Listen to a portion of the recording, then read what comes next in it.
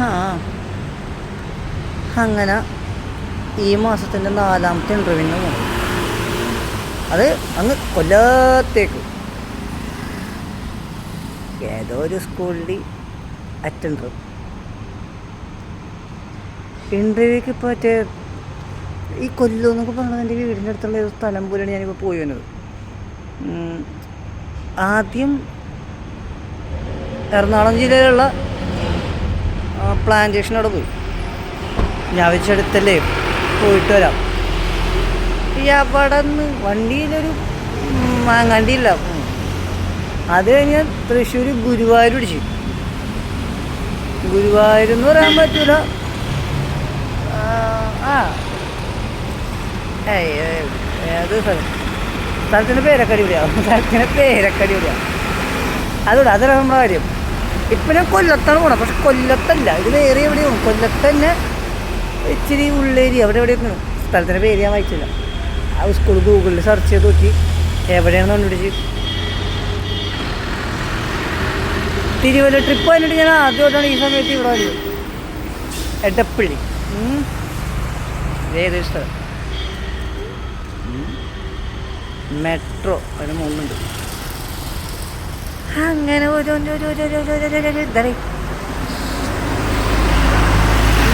ജോലി കിട്ടുമെന്ന് വെച്ചാൽ സംശയമാണ്.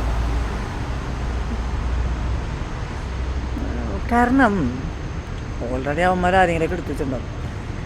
പിന്നെ കാണിക്കാൻ വേണ്ടി ഒരു ഇൻ്റർവ്യൂ ഇല്ലേ, നമ്മൾ ഈ പേപ്പറിൽ ബോധ്യപ്പെടുത്താൻ വേണ്ടി, ഒഫീഷ്യലിനെ ബോധ്യപ്പെടുത്താൻ വേണ്ടി ഒരു ഇൻ്റർവ്യൂ. അവിടെ ആരെങ്കിലുമൊക്കെ പണി ചെയ്തുകൊണ്ടിരിക്കണ്ടാവും. ഒന്നിലെ സ്ഥിരപ്പെടുത്താൻ, അല്ലെങ്കിൽ അവരെ വീണ്ടും താൽക്കാലം ഇട്ടെടുക്കാൻ. എന്നെപ്പോലെയുള്ള കുറേ മണ്ടന്മാർ ഇൻ്റർവ്യൂ ഉണ്ടല്ലോ ഒരു അവസരം, പോയി നോക്കും. പക്ഷേ ഒരു കോമഡി എന്താണെന്ന് വെച്ചാൽ ഇതൊക്കെ എനിക്കറിയാം, എന്നാലും ഞാൻ പോകും. മറ്റേ സിനിമയിൽ പറയാം, എങ്ങാടും ബിരിയാണി കൊടുക്കണുണ്ടെങ്കിലാ കിട്ടായിരിക്കും. കഴിഞ്ഞ പ്രാവശ്യം ഇതേപോലെ വീഡിയോ എടുത്ത് ഇടണമെന്ന് വിചാരിച്ചു. വീഡിയോ എടുത്തിടാൻ പറ്റില്ല, മറന്നുപോയി. പ്രശ്നമില്ല, ഇനി കൊല്ലത്ത് സ്കൂളെത്തുമ്പോൾ ഞാൻ കാണിച്ചതാണ്. അവിടെ എത്ര മണിക്ക് എത്തുമെന്നൊന്നും എനിക്കറിയില്ല. ബട്ട് അന്നതുപോലെ മറന്നില്ലെങ്കിൽ ഞാൻ എന്തായാലും എടുക്കാം.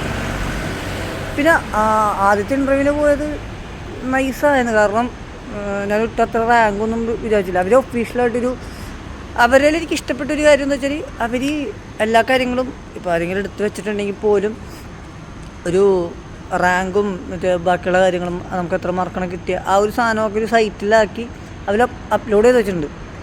സോ അത് അടിപൊളിയാണ്. എനിക്ക് ഓഫീസ് അറ്റൻഡർ 4ാമതും ക്ലർക്കിന് 13, 20 പേരുള്ളതിലും അത് 13, 10 പേര് 9 പേരുള്ള ഓഫീസ് അറ്റൻഡർ, അതായത് പ്യൂണിന് 4ാമത്തെ റാങ്ക് കിട്ടും. നൈസ്. അതേപോലെ ആയിരിക്കണം എല്ലാവരും. അപ്പോൾ നമുക്കൊരു റാങ്ക് മനസ്സിലാവും, നമ്മുടെ നിലവാരം മനസ്സിലാവും. ഓക്കെ, ഇവിടെ ഗൈസ് കുറേ ആൾക്കാർ കാത്തിരിക്കുന്നു, കുറേ ഓട്ടോറിക്ഷക്കാരുണ്ട്, അങ്ങനെ കുറേ പേരുണ്ട്.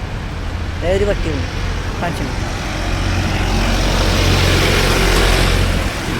അതങ്ങോട്ട് പോയി. ക്യാമറ ബിരുദന്മാരാണ്. പിന്നെ കുറേ പേര് അവിടെ കിടന്നുറങ്ങുന്നുണ്ട്. കൊള്ളാട്ടെ. മഞ്ഞ വെളിച്ചം ഉണ്ടോ? മഞ്ഞ വെളിച്ചം എടാ, ചൂരിനെ കുതിച്ച് വന്നോളൂ. അപ്പോൾ ശരി, ഇനി അടുത്ത വിശേഷം കൊല്ലത്താവാം.